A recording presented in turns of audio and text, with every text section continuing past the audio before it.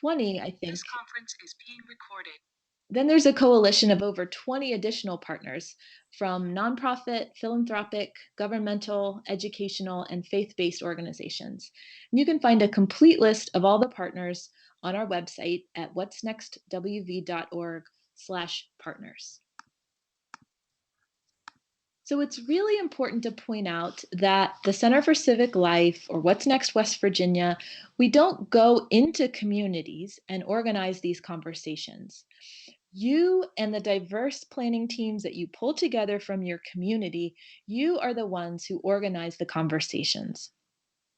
And the conversations are localized. So you could organize around a town, a county, a region. It could be what's next Belington. It could be what's next Barber County. It could be what's next Northern Panhandle.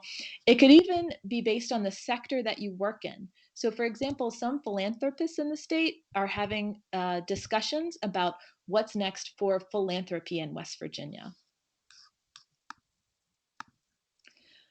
So you're organizing the conversations, but you're not on your own. The West Virginia Center for Civic Life has put together several tools for you, including a guide for conveners that is going to take you through the steps for planning the dialogues, for spreading the word, and doing the dialogues.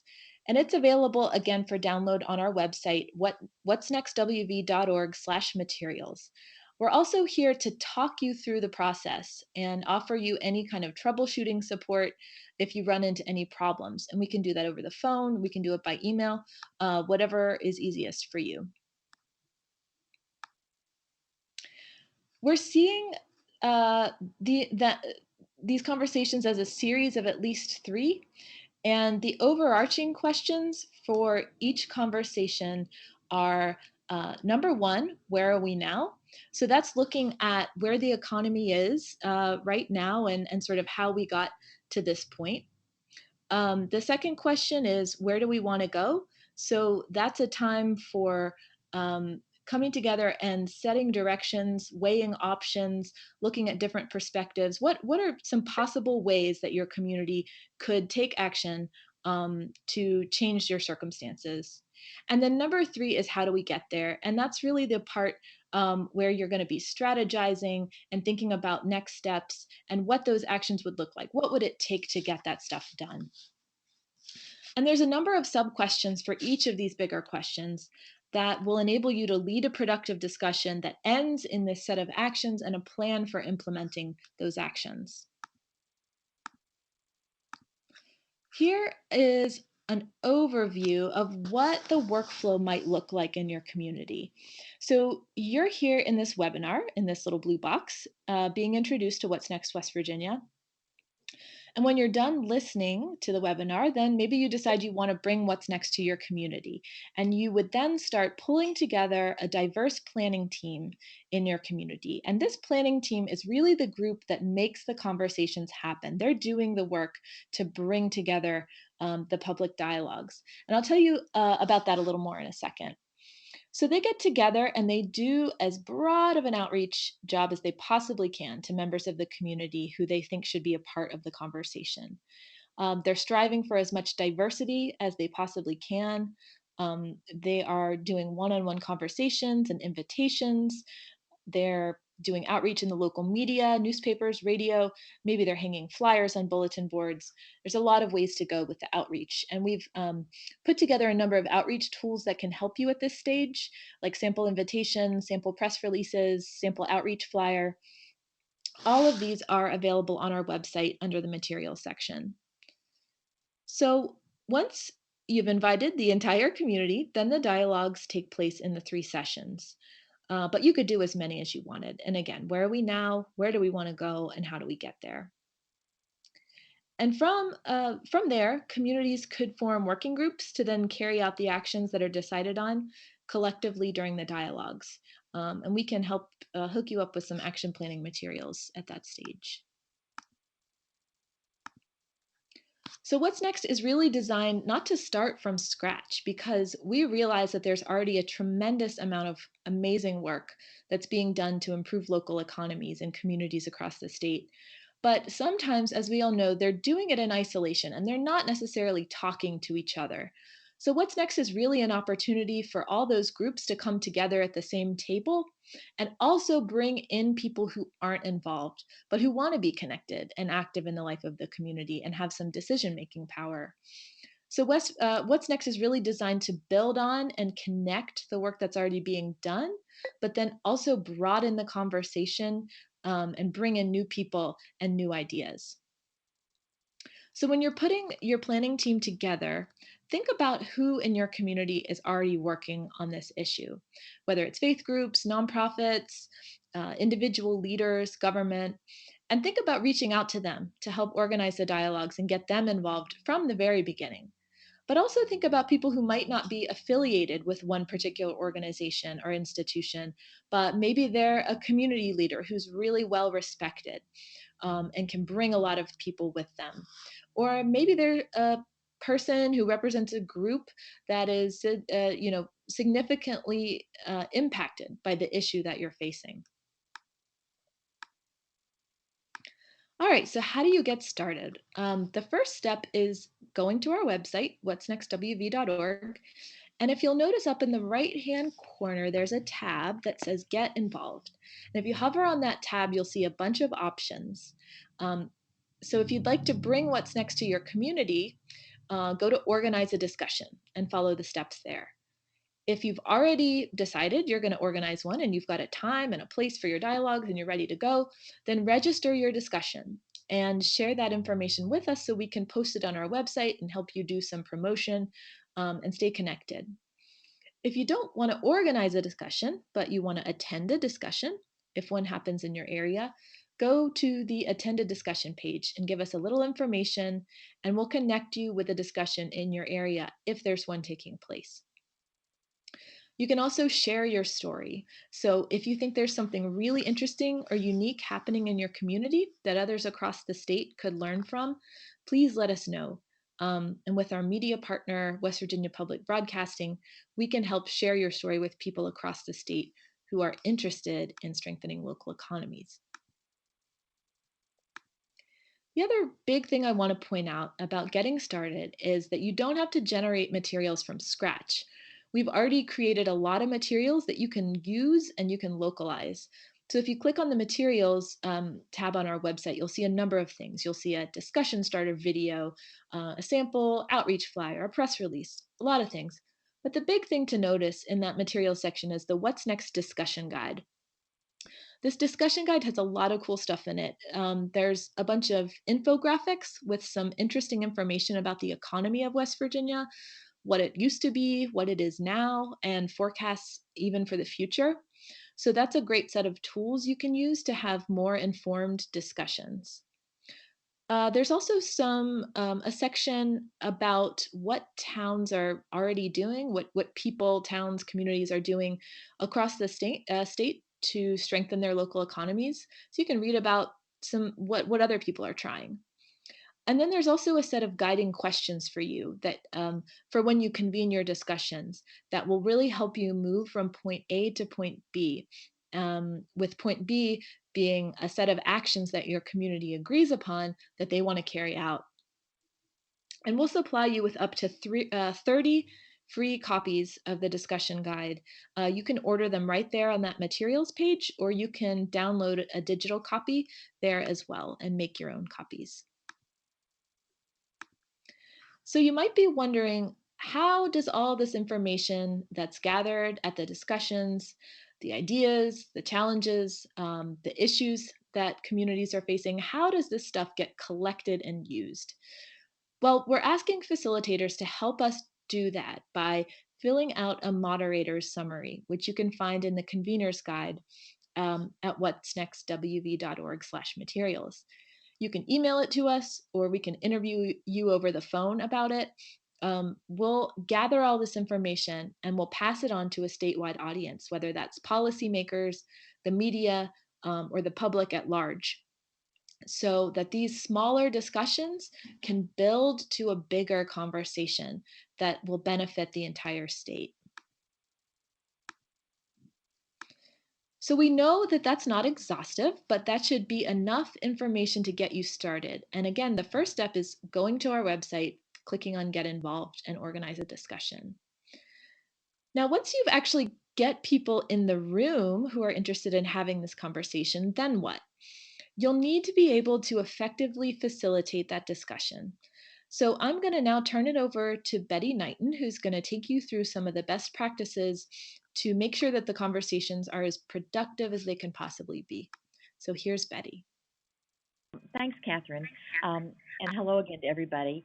We know from what some of you put on your registration forms when you signed up to attend this webinar that some of you are very interested in actually being the facilitators for community discussions in West Virginia that are about the economic future of the state. Some of you signed up for the webinar because you're interested in the convener's role, kind of organizing and bringing people together, or that you just want to learn more about the initiative as a whole. But we hope that this information on facilitating will be useful to everybody, whether you plan to facilitate the discussions yourselves, actually be the discussion leader, or if you'll be working with or recruiting other people who are. What we'd like to do is to give you some basic kind of generic information about facilitating, some tips and strategies. I imagine many of you on this call have facilitated public meetings before, and you probably have a lot of your own strategies in mind, and I imagine that some of these will resonate with you as we go through. After we give you some kind of general strategies about facilitating public meetings, we'd like to spend some time specifically looking at the framework of What's Next West Virginia and some tips and goals of the particular topics or discussion areas that you'll be localizing for your own community. The main thing you'll want to consider as you prepare to become a facilitator for this kind of a community dialogue is what your role actually is in that process. There's several things that a facilitator is doing all at the same time, but the main thing that you do at the beginning, of course, is to set a very welcoming tone. And you want to set a tone that encourages broad participation. Most facilitators do that through the tone of their voice, through body language, by explaining how valuable it is to the group that people who have different experiences and different points of view are present and are willing to share those different ideas with the group. You probably also want to clarify that you're facilitating the discussion. You're not a trainer, you're not the teacher, you're not the expert, although you may be all of those things in other parts of your life. But in terms of the role in the particular discussion, you're there to help the group bring their points of view and their ideas to bear on what your community decides to do. Now, being an active listener might sound like a no-brainer, but I know because I've facilitated many discussions over many years, it's really easy to kind of get ahead of the game. You're listening for that moment where you can make a transition. You're thinking about all of the topics that you need to cover in the remaining minutes. You have an eye on the clock. You're doing a lot of things at once, and it's really easy to miss the impact and the importance of something that's being said in the moment. So as much as possible, remind yourself as you're facilitating to listen and be able to respond and be flexible to the comments that are being said, in real time. Remaining a neutral presence in the room is really important. So important that I'm going to spend a little bit more time on that in just a few minutes. But mainly you're trying to make sure that other people have an opportunity to bring their opinions into this discussion. And for the purposes of the conversation, that you're going to play a different role and offer a different benefit to your community.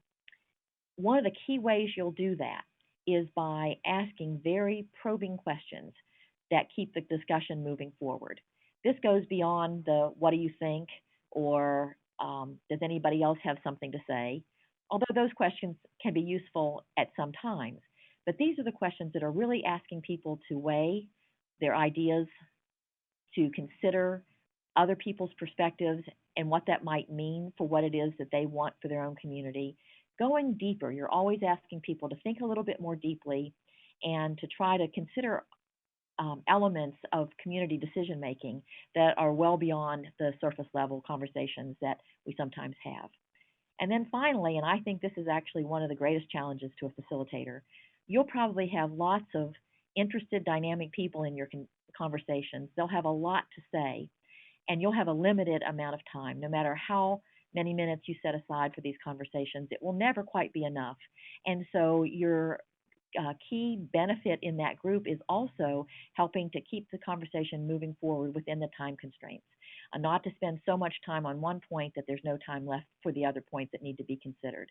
I think it really helps if you explain to the group at the beginning that you're going to have to keep moving ahead, even when not everything has been said, but that you'll have to, in service to the larger picture, you'll have to kind of manage time and move things forward. Most people will really cooperate and help you with that.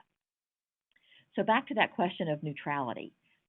I imagine that everybody on this webinar at this moment has many opinions about many issues that have to do with the future of your community. That's probably, that passionate interest is probably part of the reason you're on this call right now. So there's a difference then between being neutral, which almost none of us are, and behaving neutrally. And that's what your service is to your community as a facilitator. So for the purposes of the conversation, it's important that you, as the facilitator, don't indicate your agreement or disagreement with the different opinions that are expressed by the participants. It's better that someone else in the room uses a personal experience to make a point rather than that coming from you and might show a particular perspective or bias on your point. You really want to keep asking for people to offer different points of view, whether they are existing in the room because people happen to have different points of view. Maybe there are diverse opinions that have been expressed out in the community and they aren't coming up in the conversation that you facilitate. Maybe no one there happens to have those points of view, but it's in the interest of having a broad conversation, it's always good to even say, what else have we heard, even from others that aren't in this room, that would help broaden our understanding of the different perspectives that are out there. Obviously, when you get ready to make the commitment to facilitate the community conversations in your location, obviously there's some preparation that you'll do ahead of time. Catherine mentioned the discussion guide that we've put together for statewide use. Many communities are localizing that guide to the particular demographics, facts, and figures that are represented by their own community. So some time spent in preparation for the conversation, looking over the support materials would be really useful.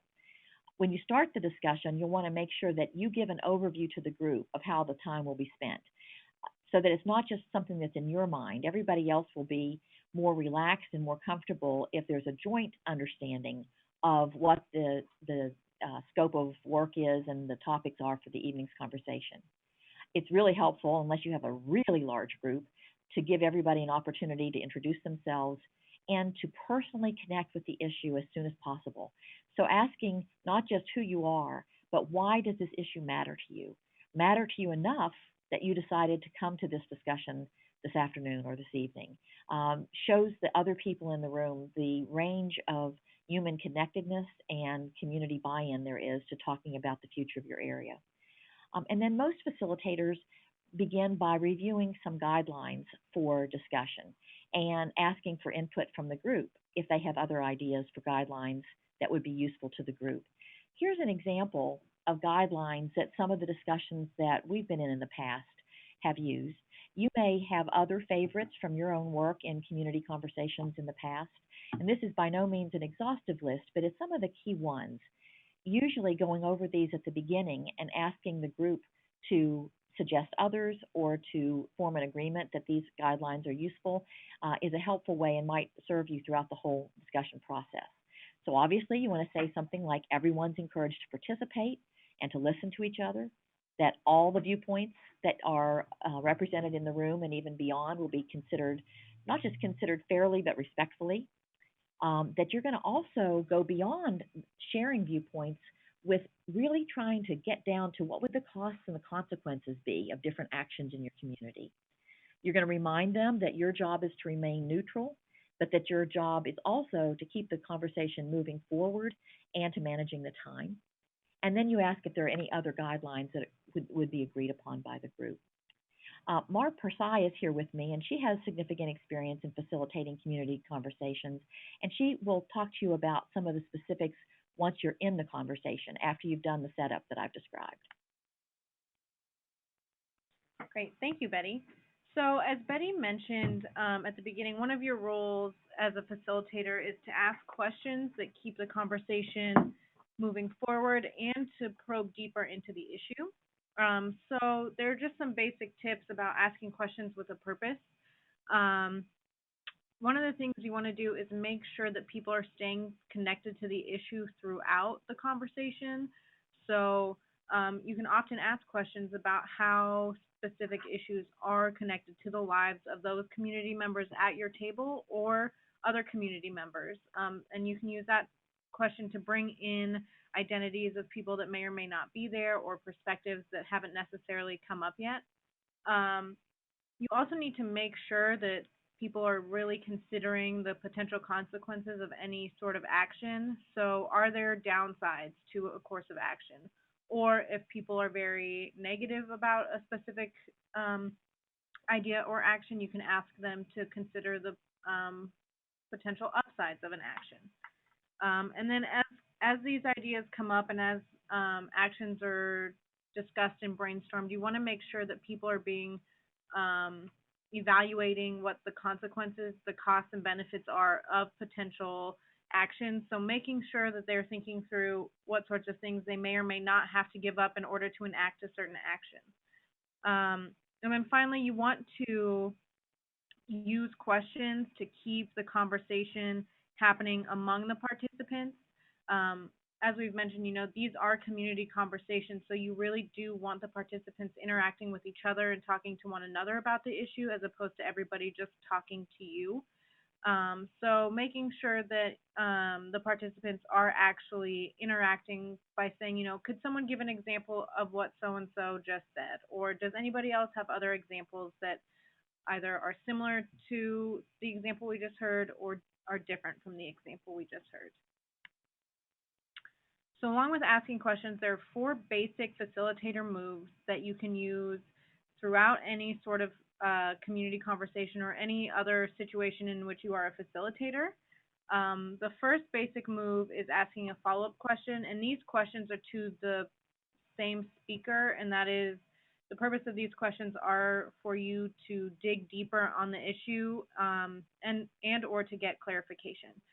So you can an example of a follow-up question would be something along the lines of, could you expand on that a little bit more, or can you tell us why you feel this way, or things along those lines. A reaction question is a question to the rest of the group, and that's a question that's meant to promote conversation. So asking if people have a reaction to a comment that was made, or if people feel the same way or have different feelings. And then a transition question, which is a very important question in the facilitator toolkit, is you can use these transition questions to move the conversation forward topic-wise as well as time-wise. And a transition question is something along the lines of, well, we are coming down to about having 10 minutes left, so we would like to move on to the next point in our conversation or to the next conversation topic, that kind of thing. And then finally, you can paraphrase to summarize key points or to clarify things. A paraphrase is not a restating of a comment or a verbatim repeat of a comment. A paraphrase is you taking what somebody said and turning it into your own words, just to either clarify or to summarize. And one of the important parts of paraphrasing is to, once you've paraphrased, always add, is that correct, or did I get that right at the end, just to make sure that you are capturing what that person meant to say. And one thing to note is that you should not overuse paraphrasing. It's very easy to get stuck in a habit of repeating people's comments over and over again. So just be aware of how often you are paraphrasing. So one of the things that we want to give you the tools to handle in this webinar is the tools to handle challenging moments. And the most common challenge people will come across as facilitators is having 1 or 2 people dominate the conversation. And while this is a very prominent complication that comes up, it's a very easy one to negotiate.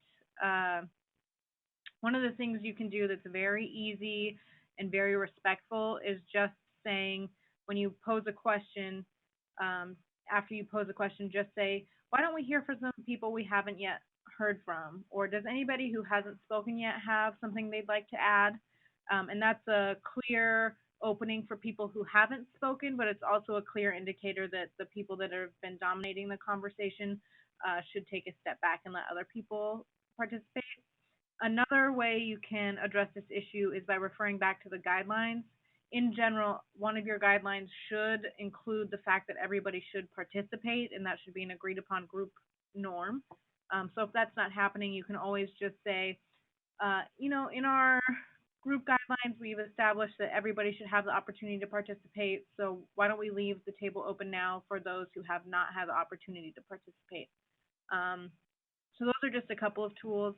Other things you can do is respectfully pull somebody aside, or if they are speaking a lot, you can ask them to write down what they have to say just so you can capture it in the notes, and that opens up an opportunity for others to speak while they're writing their thoughts down. And finally, because this issue is so broad and can go to down a bunch of different paths, there is a chance that a disagreement may arise, which is not a bad thing in and of itself. The way you handle it as a facilitator and as a group is that you need it to be a productive moment as opposed to something stressful or unproductive.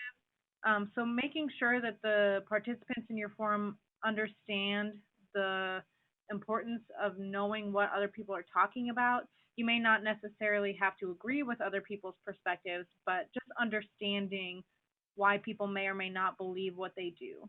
And then making sure that the focus is on the idea or the perspective and not on the person is a very important key. You want to make sure that any sort of comments are directed at the larger idea as opposed to any one particular person.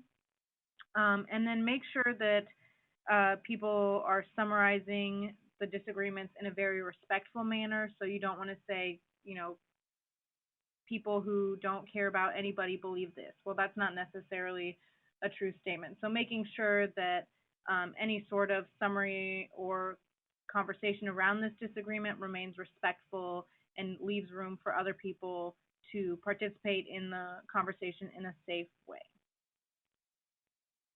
So now Betty is going to take you through the three questions and how the three broader questions of what's next and how you may facilitate those conversations.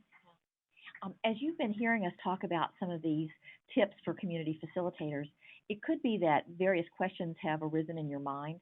And so please feel free to add those questions into the group chat.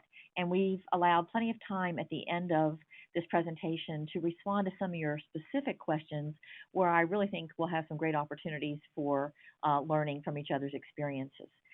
The tips that we've discussed so far I think could be useful in most public meetings or even in meetings within your own organization. But the What's Next West Virginia conversations are intended to be focused on the specifics of your community and in that outline that we've been describing, taking stock of where you are now, where you want to go, and how you want to get there. When you download the discussion guide from our website, or some of you on this webinar have actually been to one of the regional workshops that we've conducted around the state and already have those materials, you'll see that there are sections and sets of questions that are specifically focused to help your community examine those three parts of this conversation series.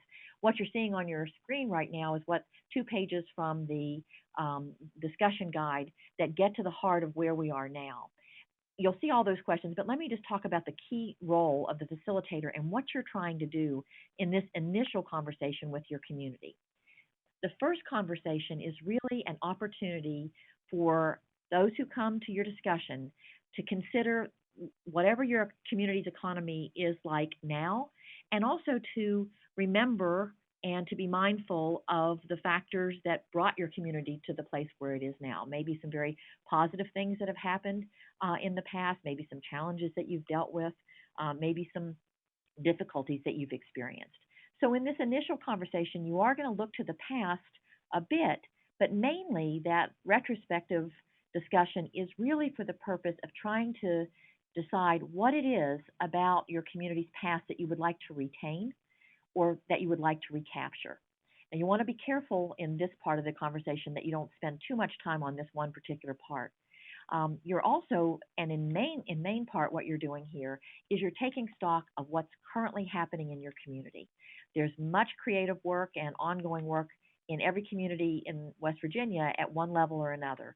So you're taking stock of that work. You're trying to decide what are the strengths of your community and what assets do you have to build on. And then before you leave that first conversation, it's really important to consider who else should be involved. Even if you have very good attendance at your community discussion, there are always others whose voices and ideas and networks are not necessarily represented. So you'll always want to be thinking about that. So the main tip that I would give you about this first part of the conversation is to be careful about that discussion of the past, that you don't stay there too long. And again, it's not to go back into the past to rehash old grievances or to place blame if your community's struggling. It's really for identifying those things that were valuable that you want to hold on to or recapture.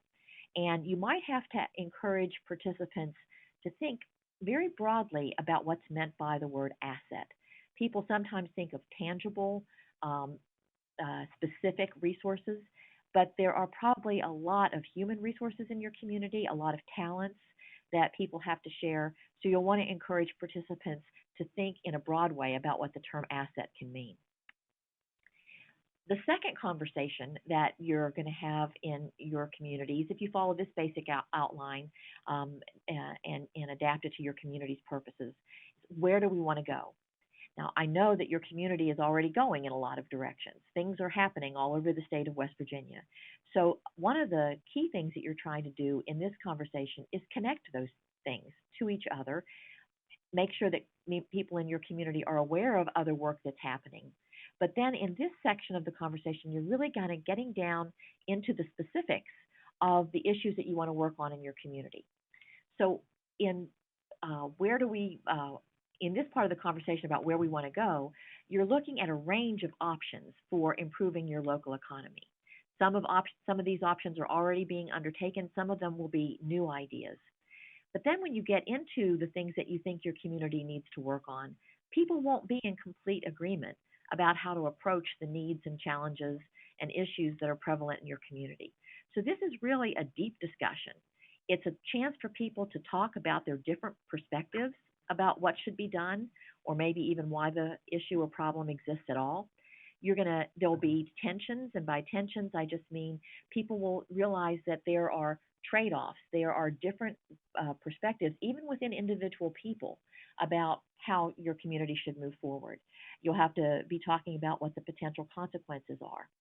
And again, always before you would leave this discussion space, consider who else should be involved.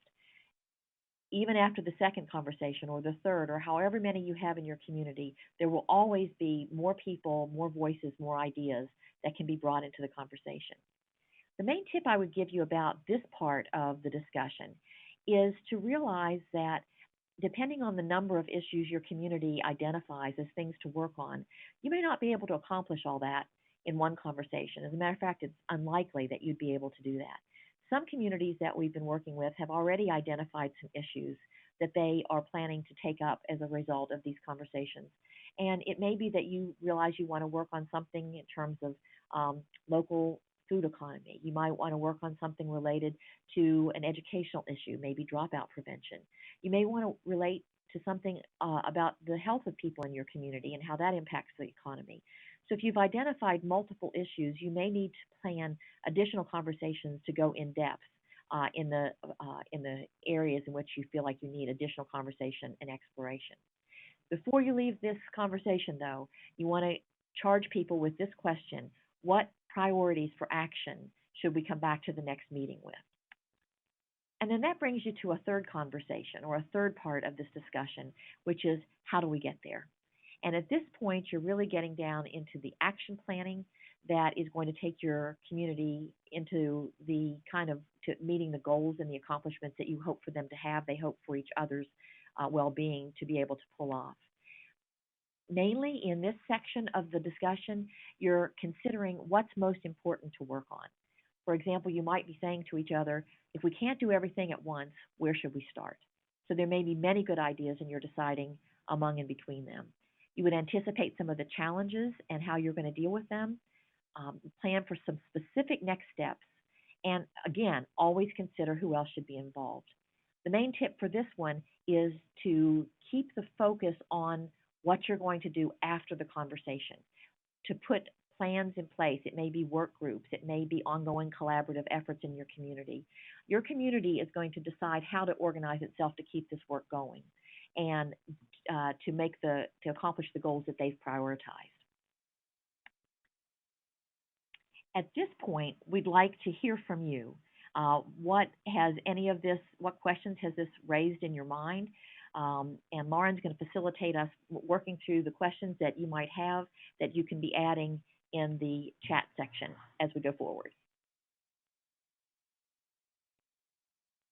Thank you so much, Betty, and Mar and Catherine. We do have one question that I got.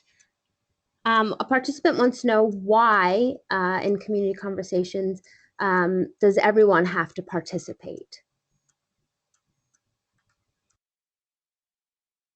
Well, this is Betty, and I can say that everyone participating is usually a goal, but it's not always the practical reality on the ground. It's unlikely that every single person in a community would participate.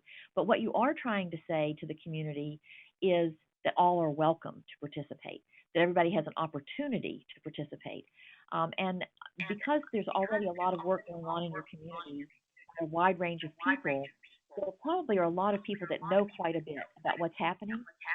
But unless your community is unlike any other, there are also a lot of people that aren't part of those conversations. And they haven't necessarily had the chance to work with other people in determining directions for the future. So if you can make this as inclusive a process as possible, you're going to be much more likely to tap into the talents that those people have and to kind of add to the vibrancy and the decision making in your own community. Betty, this is Catherine speaking, and just as a follow-up to that, how do you, this is for you and Mar, in terms of facilitating, how do you encourage people to speak out and step up?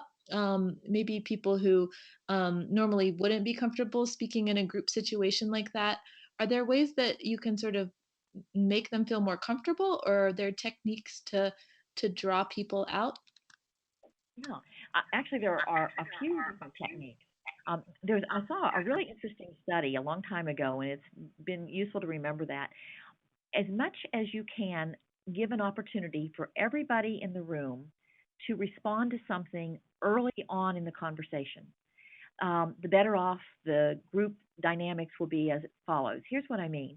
If you go around the room at the beginning and just have everybody say their name, that's one thing. But if you can have everybody at the beginning explain why they're there or why they care in a non-threatening way, something that everybody's doing, then everybody is kind of on record as having said something. They've kind of gotten over the hurdle of contributing to the conversation. And studies show that the more that people who have a chance to make one remark in a discussion are much more likely to make multiple remarks later on. So that's one very simple thing that you can do. Also, if you have a number of people in your room that aren't comfortable speaking in a large group setting, you could break your discussion down into smaller groups where people gain the kind of confidence and comfort level of speaking with 5 or 6 other people, and then bring those groups back together into a larger conversation. So you might want to try that as well. And I think just the general tone that you set at the beginning of friendliness and of warmth, maybe even using humor where it's appropriate in some of these conversations, you're more likely to tap into the variety of personalities that are present there in your room. Yeah, and going off of that, once it gets closer to the end of your actual forum, if you leave a few minutes at the end and just say, we're coming to the end of our dialogue, there are just a few minutes left. If there's anybody who hasn't said anything yet that would like to get or would like to speak, now is your chance. A lot of people will take that opportunity because now they know that their time is running out. So that's another way to engage people as well.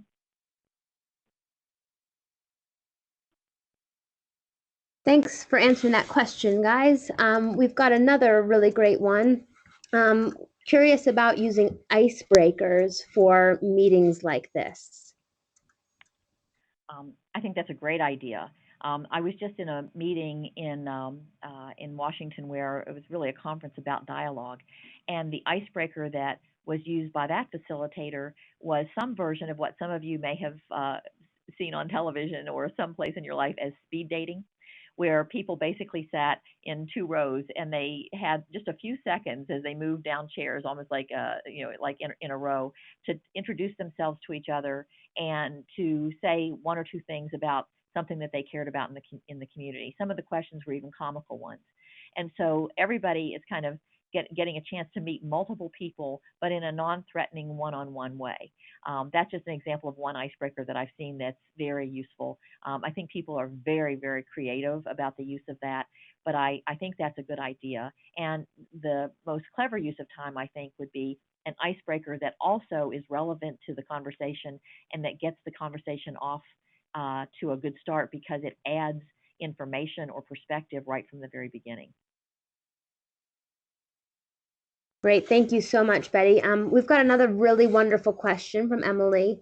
There are a few different groups in our area trying to do something with what's next. Do you have a suggestion as to the best way to connect the dots and establish a cooperative path forward? Yeah, so this is Catherine, and I saw that question from Emily. Emily and I have talked about this. Emily's in St. Albans, and it really can be a challenge in a with something like this that is so kind of open source that people can sort of claim it and take ownership of it. Um, and so, what do you do if multiple people are interested in doing that? Um, I think that in a way, this problem is really a gift.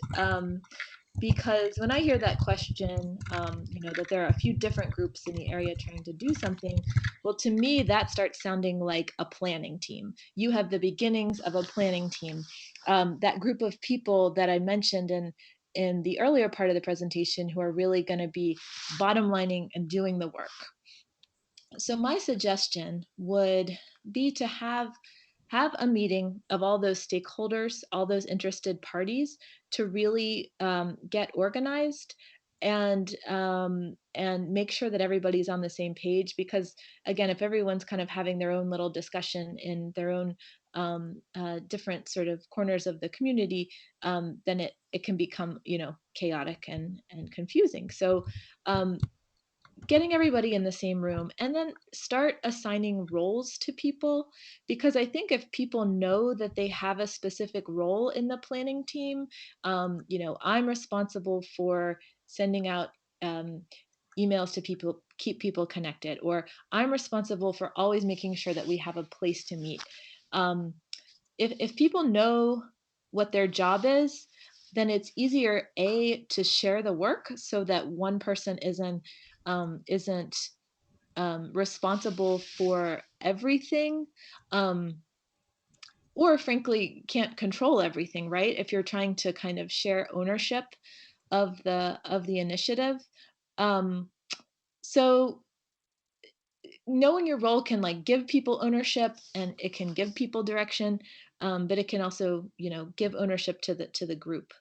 So I hope that helps a little bit. And Emily, I'd be glad to talk to you in follow-up phone call or something, to talk more about that if you like.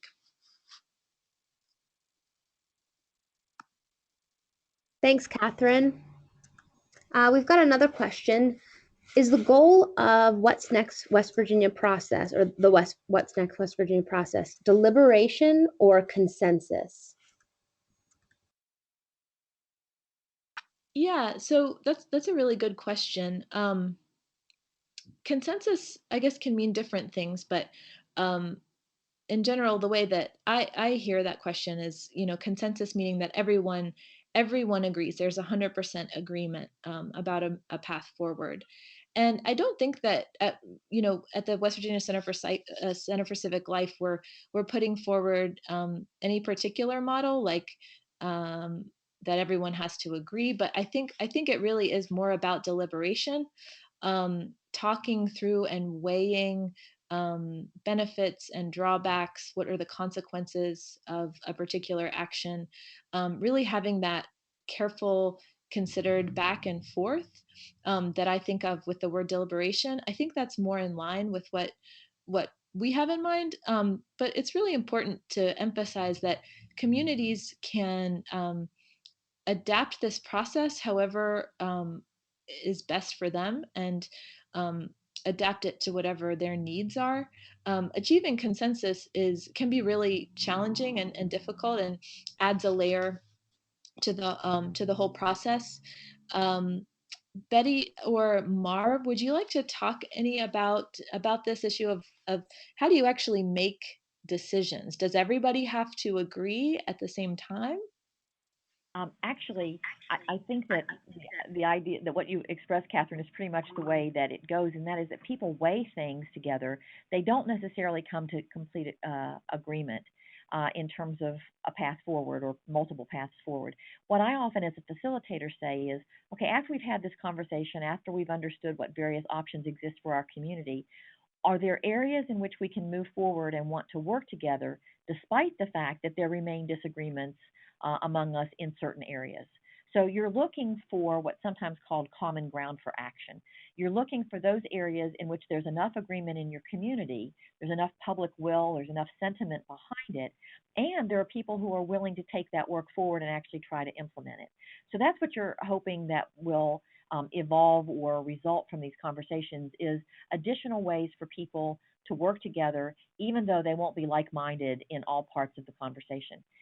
Part of what's going to happen, in addition to these kinds of new actions or pathways being set, is that some of the existing work in your community might be strengthened or enhanced, or perhaps the direction will change a bit depending on these conversations. So, and in each of those cases, people will make up their own minds and make their own choices about how they want to work together. It'll be done in a more informed way. And I think they'll be able to find some common ground that they have with people that they thought they might have disagreed with across the board.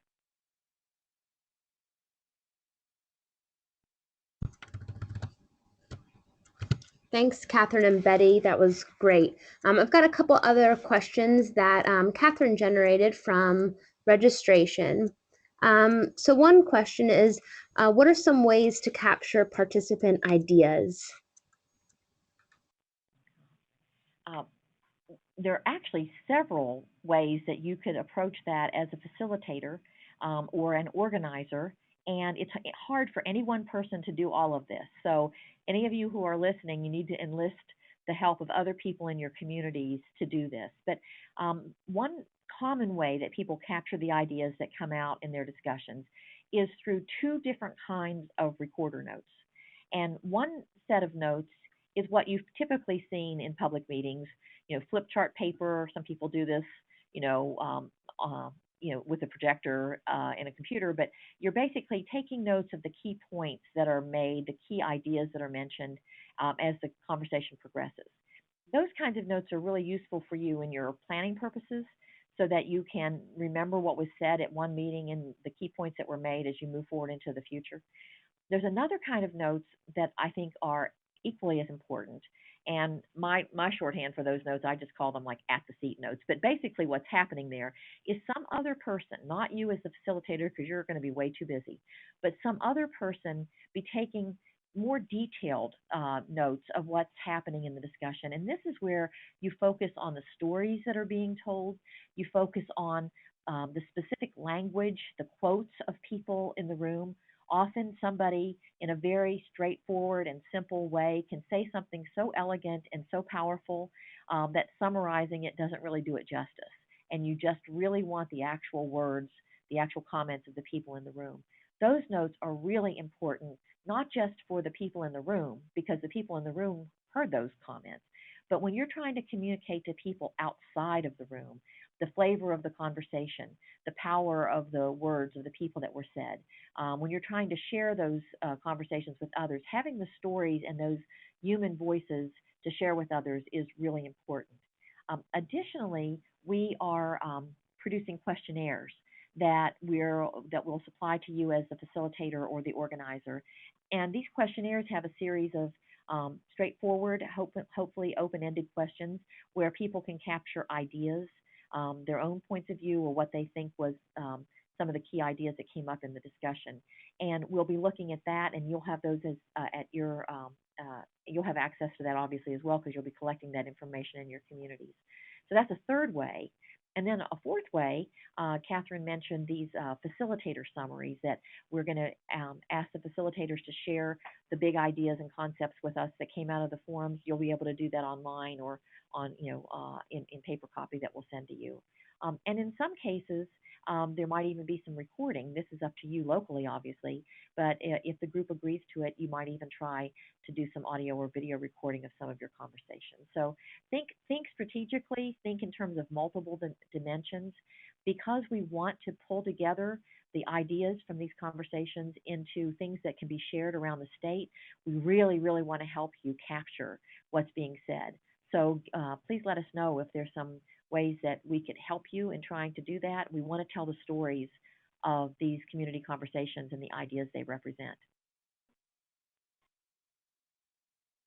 Thanks, Betty, for answering that.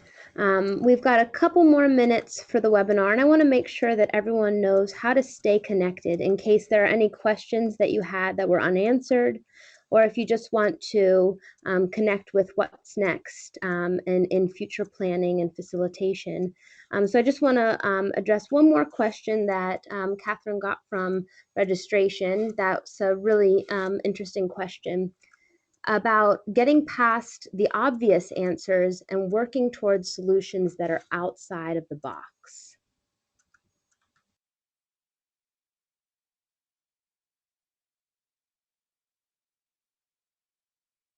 Yeah. Well, I think that the design of What's Next West Virginia is intended to keep asking for new ideas, to make sure that people understand what's happening right now, but to ask people to think in new ways, to think about their assets.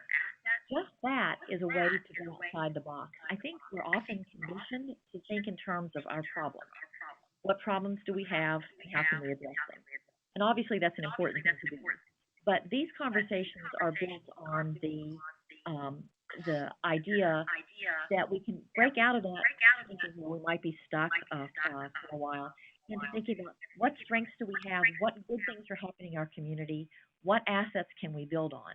And just by twisting the question in that way, instead of what are our problems to what are our assets, that opens up new ways of thinking and new kind of brain paths that people can follow.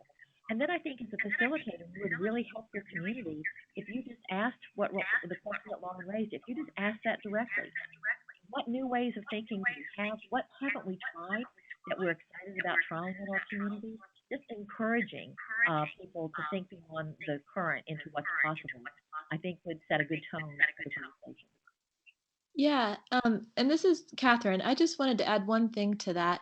I think you can start that process that Betty's talking about in terms of um, putting that kind of out on the table, putting that idea or that message on the table.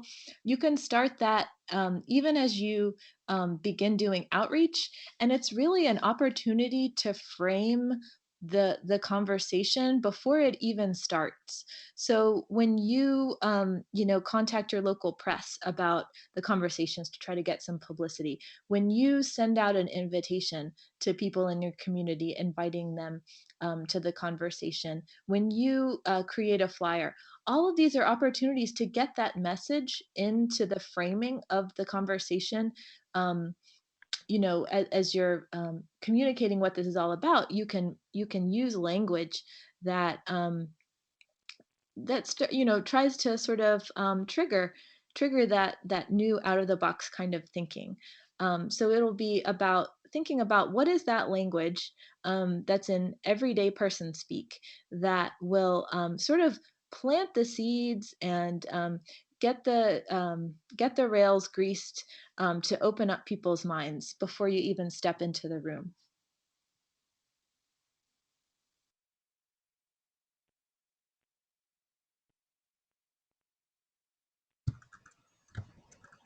Awesome. Thank you, Catherine and Betty. And can we just make sure everyone knows how to stay connected and how to reach out to what's next. Yes. Um, I'd like to say, first of all, thanks to everybody for being with us for this hour. Thanks in advance for any of the work that you hope to do in your community and also for what you already are doing to strengthen the communities in West Virginia. We really want to be in an ongoing relationship with people as they take these conversations forward, to provide any assistance we can to help you get conversations started. And we really are especially interested in capturing what you're doing in your community so that can be shared with other parts of the state. As much as a dialogue initiative or an action initiative, this is a learning initiative. We want to learn from each other, and there are interesting and innovative things happening all over the state, and we want to spend some time talking with you, learning from you, and then sharing your ideas with others. You can stay in touch with us by the website, what'snextwv.org. You can call us at the West Virginia Center for Civic Life. That number is on your screen. You can, through Facebook, we have Twitter. One-on-one phone calls might be helpful to you if you're struggling with how to get started. Mainly, just keep us in mind as you get started and as you work forward so that we can learn from your work and let it be of good not only to your community but to the state.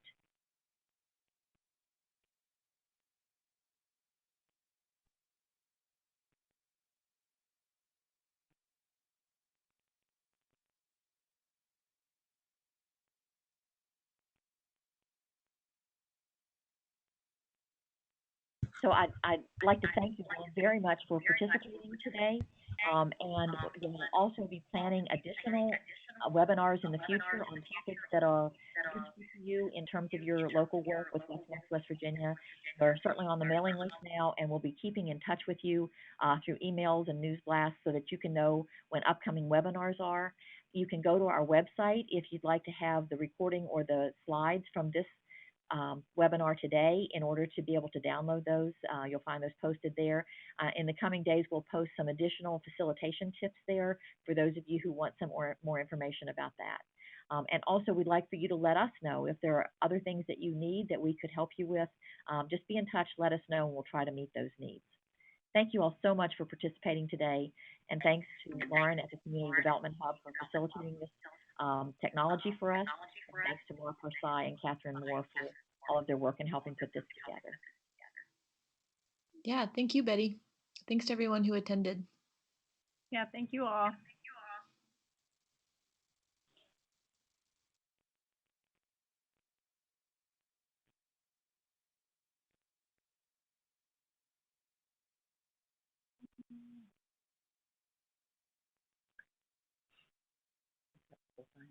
Mm-hmm.